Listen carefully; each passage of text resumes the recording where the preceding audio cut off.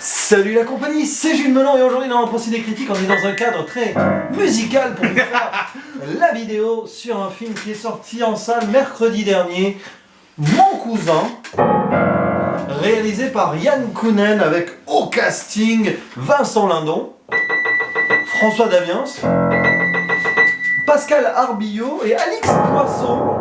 Oh, Alix Poisson aussi, c'est amusant.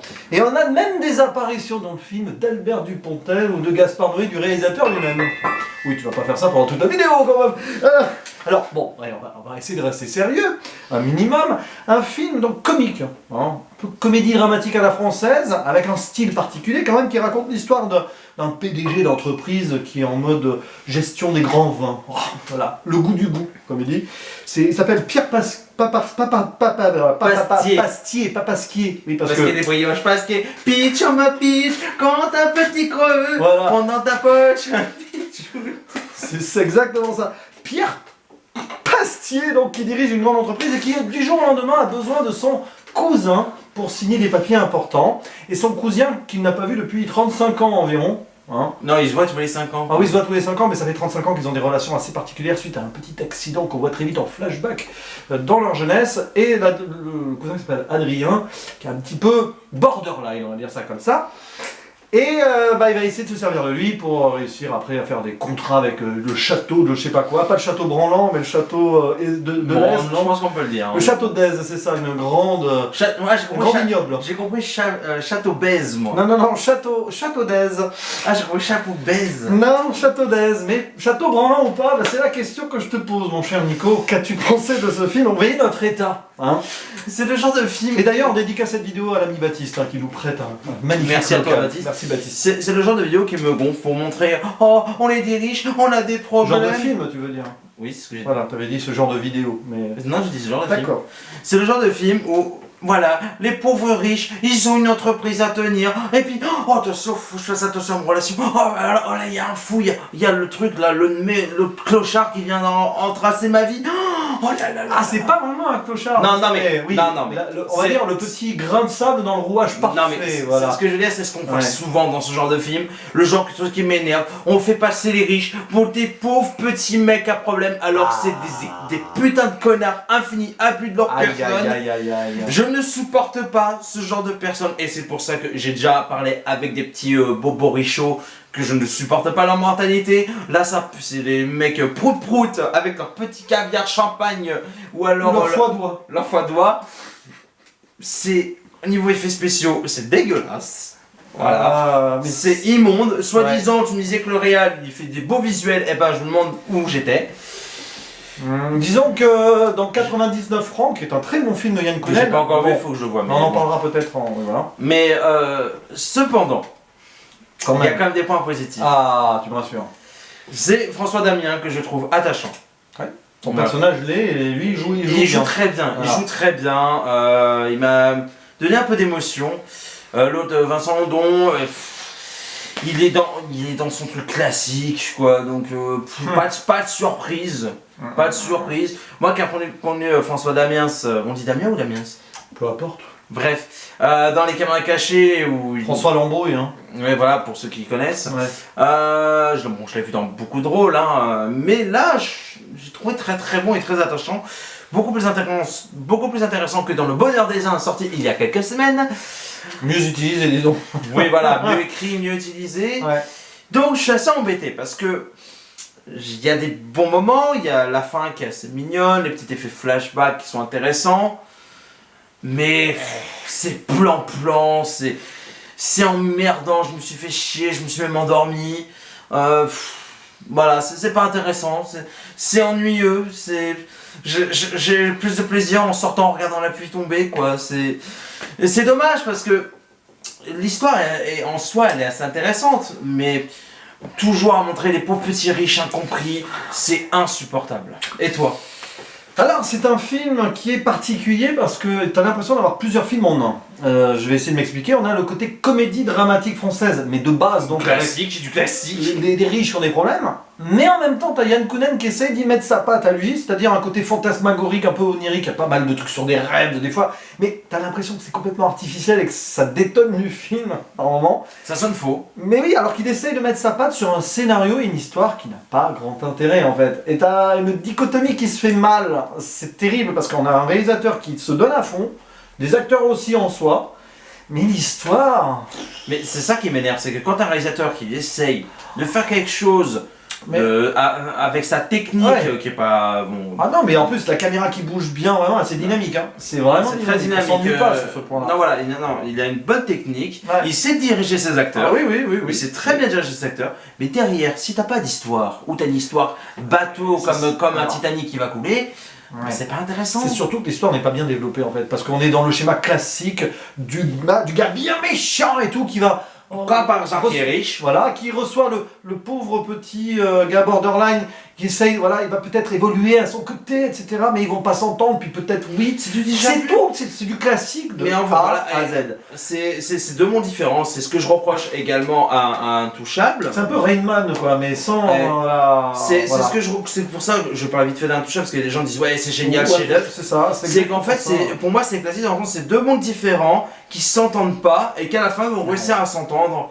C'est du schéma qu'on a vu depuis au moins 30 ans. Puis moi, ce qui m'embête un peu, c'est qu'on aurait pu approfondir beaucoup plus les personnages et leurs alentours. Alors, le personnage de Vincent Lindon, à la rigueur, mais François Damiens, tu n'apprends rien sur ce personnage.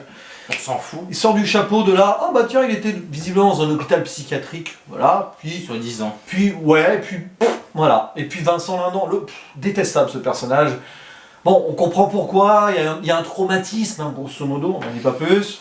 Et d'ailleurs, ça sort du chapeau quand même. Oui, c'est un traumatisme qui est un prétexte pour essayer d'avoir de la compassion à un putain de connard. Ça sort un peu du chapeau, malheureusement, mais quand même, c'est... Alors moi, Vincent Lindon, c'est un acteur que j'apprécie sans plus. Voilà, je l'avoue, même si je déteste pas, il est toujours en mode mais il m'énerve, il faut qu'il signe pendant tout le film. Il est sur une monocorde, à part la fin, voilà, c'est monocorde. C'est un sous-bacri. Ouais, mais bon, il joue bien, mais il joue que sur une même tonalité. Alors que François Damiens, son personnage a plusieurs niveaux. Il est parfois un peu fantasque et fou, oui, mais alors il y a de l'émotion aussi. Super jeu de regard, hein, François Damiens, il prouve qu'il peut jouer de l'émotion.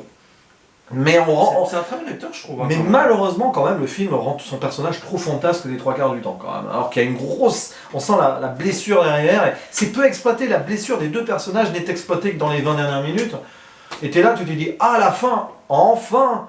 Mais il aurait fallu construire plus subtilement peut-être avant, plutôt que de suivre ce schéma habituel du... Et puis, finalement, voilà. Et on a ce schéma habituel, c'est ça qui m'a énervé dans ce film. Il y avait moyen d'être plus subtil, peut-être même d'avoir justement une connivence entre les deux, plutôt justement, qui vivent par exemple quelque chose ensemble, sur plus une certaine durée du film un peu plus importante. Puis là finalement non, puis il y a des histoires d'accidents, alors il y a cette scène dans l'avion avec, bon, ils ont vu tout ce qui est numérique, bon, voilà, non, des oies sauvages. Et puis même, soi-disant, la personne qui est pas du même monde, qui à cause de lui cause des problèmes, ça a été fait et refait plein de fois, hein. Même dans les dessins animés, on le voit. Hein. Donc pour moi, c'est pas il n'y a rien d'exceptionnel dedans. Quoi. C'est vrai qu'il y a un scénario un peu très Disney, quelque part. Mais c'est un peu ça, c'est que tout ce qu'on voit dedans, on l'a déjà vu, revu, qui est moitié sauvé parce que il y a quand même quelques belles scènes bien filmées, les acteurs sont bons, mais c'est pas suffisant pour que ce soit un bon film quoi.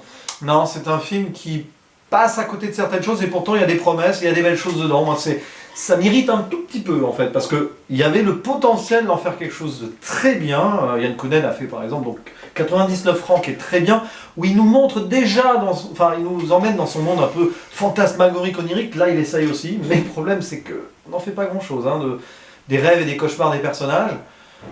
Je suis... Est-ce qu'on fait une zone spoiler peut-être? Je sais pas. Vite fait, limite pour te faire plaisir. Ouais, les zones spoiler parce qu'il y a une scène à la fin qui est bien pour le coup, enfin il y a quelque chose... Ah oui, il y a un problème aussi, c'est qu'il y a souvent des passages qui sont fantasmés. Bah c'est ça, les rêves, oui, des rêves cauchemars et des moments illusions. En fait, ils imaginent ce qu'ils pourraient vraiment faire. Et puis finalement, il y a des moments, ça aurait pu être plus ambitieux, alors, plus intéressant. C'est ça, c'est du Yann Kounen. Dans 99 francs, on est en plein dedans. Même ça, des fois, ça m'a fait penser à la scène de restaurant dans Radin, c'est que c'est fantasmé. C'est pareil, ça aurait pu être ambitieux, mais non, c'est que non. Ah bah non, faut pas faire ça, sinon ça va être. Faut que ça termine bien. Voilà, faut toujours que ça termine bien, parce que sinon, bah voilà, c'est pas une comédie, hein. Ça aussi, ça m'énerve. C'est vrai que là-dessus, mais c'est dommage. C'est dommage, c'est un film qui aurait pu oser plus parce qu'il y avait quelque chose. Et bon, allez, petit, mini zone spoiler. Spoiler. La fin. Spoiler. Quand ils arrivent donc dans le château d'Aise, le château branlant final. Le chapeau obèse. Le château obèse. Où en fait il doit faire signer le fils de banquier qui veut signer avec les Anglais. Et enfin, parce qu'on a du mal pour lui, Adrien le cousin, enfin il se lâche, il envoie chier Pierre, parce que quand même il se sert de lui. Parce qu'il a découvert certains textos, voilà, popcorn. Mais qu'est-ce que c'est popcorn? Oui, un truc qui pouf, voilà, du maïs, pouf, voilà. Ça peut être la chanson aussi popcorn, pour ceux qui connaissent pas.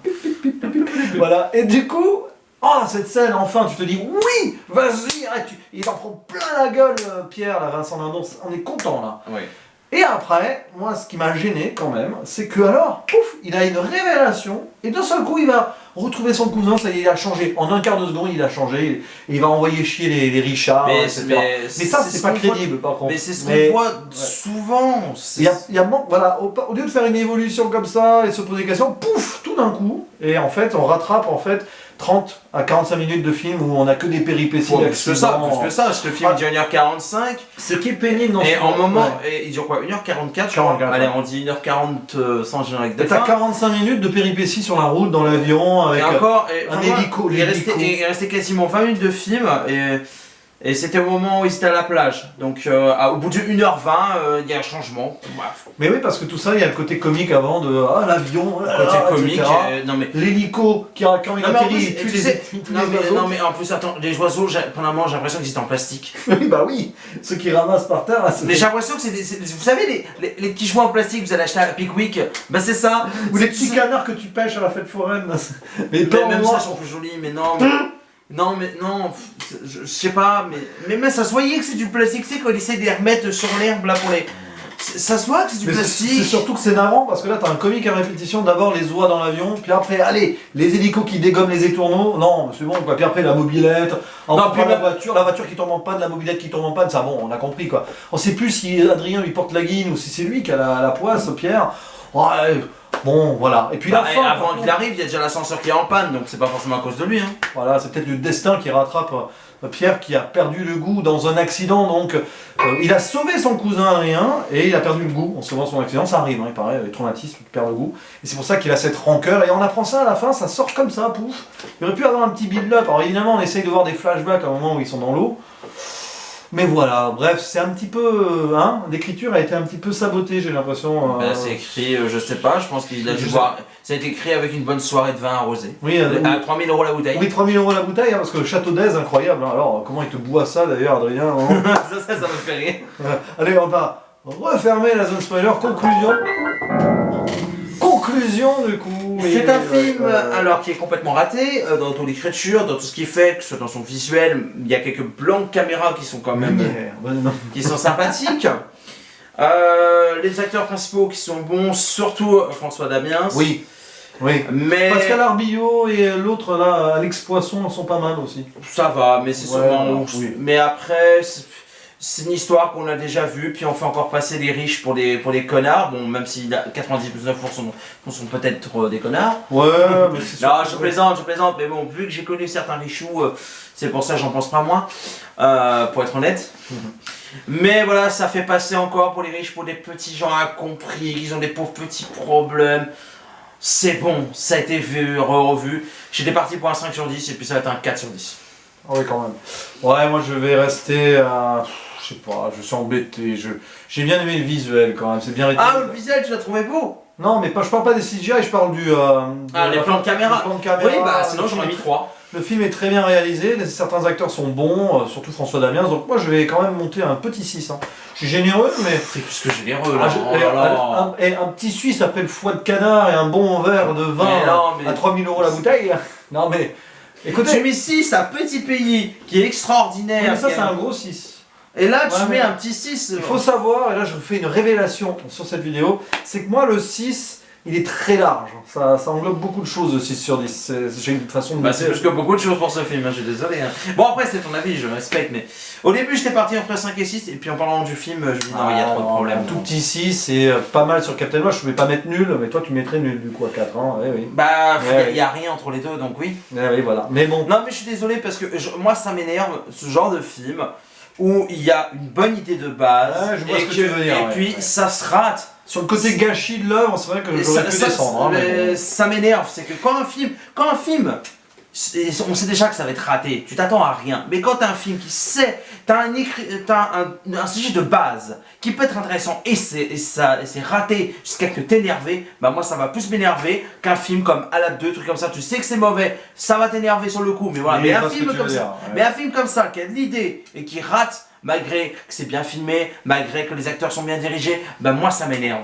Et c'est tout. Et surtout que c'est des histoires qu'on a déjà vues depuis 30 ans. Ça a été fait dans les Simpsons, ça a été fait dans South Park, ça a été fait dans plein de films, dans le cinéma français, cinéma américain. Ça a été fait. J'en ai marre de voir la même chose. Là, ok, on a François Damiens, on montre qu'il a du talent d'acteur parce qu'il a fait François l'embrouille. Ok, François Damiens, bravo à toi. Hein, il joue très bien et ça fait des années que je le dis. Mais ça suffit pas, je suis désolé, donc je sais que cette critique va énerver plus d'un. Hein, je sais quand je vais me faire passer encore pour le vieux râleur, mais bon, je suis désolé, mais...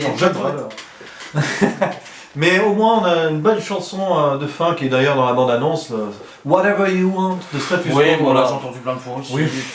Mais bon, vous l'avez compris, pour ce film, c'est bof et non. Voilà, mais si vous voulez aller le voir... Mais parce que, encore, mais pourquoi ça je descends ma note parce qu'il y a une idée de base, c'est raté. Oui, non, mais et ça m'énerve, Des films comme ça m'énerve. Voilà, bah écoute, sur ce... Hein, bah merci une fois plus de m'avoir accueilli sur ta chaîne. Avec plaisir. Hein, qui va pas faire beaucoup d'heureux. Bon, liberté d'expression, hein, voilà, on a argumenté, donc tout va bien. Et il ne nous reste plus qu'à vous dire... À la prochaine. Ciao.